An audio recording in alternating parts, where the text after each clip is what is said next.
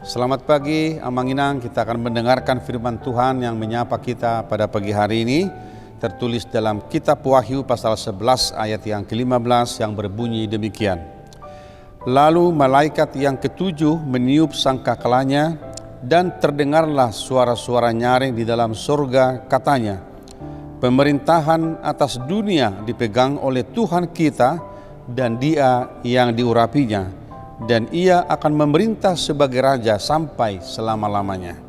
Dalam bahasa Batak dikatakan, dungi di palu suru-suruan na papituhum masarunena, jadi masa suara nagugu di bandua gijang, akka di padok, nunga sahat tutuhat tai, dohotu Kristus nai harajaon ni hasianganon, bakit raja maibana, rodi saliling ni lilingna. Demikian firman Tuhan.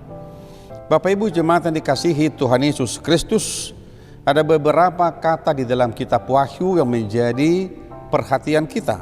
Misalnya kata malaikat, yang kemudian kata sangkakala, dan suara-suara yang terdengar di dalam surga. Semuanya ini menunjukkan ada satu suasana yang penuh sukacita, suasana yang hiruk pikuk yang menggambarkan tentang kerajaan surga di masa datang. Sementara kita mengingat bahwa kitab Wahyu adalah suatu kitab yang menguatkan orang-orang Kristen pada waktu itu ketika mengalami penindasan pada abad yang kedua setelah Kristus. Saudaraku, mari kita melihat bahwa kata kunci dalam renungan kita pada pagi hari ini adalah kata pemerintahan dunia ada di atas Tuhan kita Yesus Kristus. Pemerintahan dunia ini dipegang oleh Tuhan kita dan Dia yang diurapinya dan memerintah sampai selama-lamanya.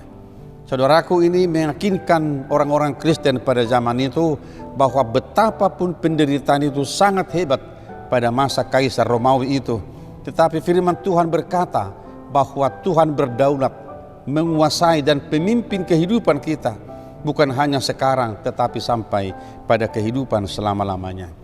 Saudaraku, ini menjadi kata pegangan kita bagaimana kita menjalani kehidupan kita di tengah-tengah dunia ini yang berkata bahwa pemerintahan atas dunia sudah dipegang dan dikendalikan oleh Tuhan kita, Yesus Kristus. Ini menjadi kekuatan kita, mendasari kita untuk boleh terus melangkah dalam kehidupan kita. Betapapun ada penderitaan dan suka duka, ada sakit penyakit, ada pandemi kita hadapi pada zaman ini, tetapi ayat ini membuat kita akan tetap melihat bahwa di dalam Tuhan hidup kita dipulihkan, di dalam Kristus hidup kita dikendalikan, sebab Dialah yang telah memegang kekuasaan yang memerintah selama-lamanya sampai pada akhir kehidupan kita. Bapak Ibu jemaat yang dikasihi Tuhan, marilah kita melanjutkan kehidupan kita dengan penuh keyakinan. Jika Tuhan yang telah memerintah atas kehidupan kita sekarang, maka itu berarti ada satu jaminan kehidupan kita. Betapapun kehidupan ini akan berakhir pada kematian, tetapi Tuhan sudah dan sedang mempersiapkan kehidupan kekal bagi setiap orang yang percaya kepadanya.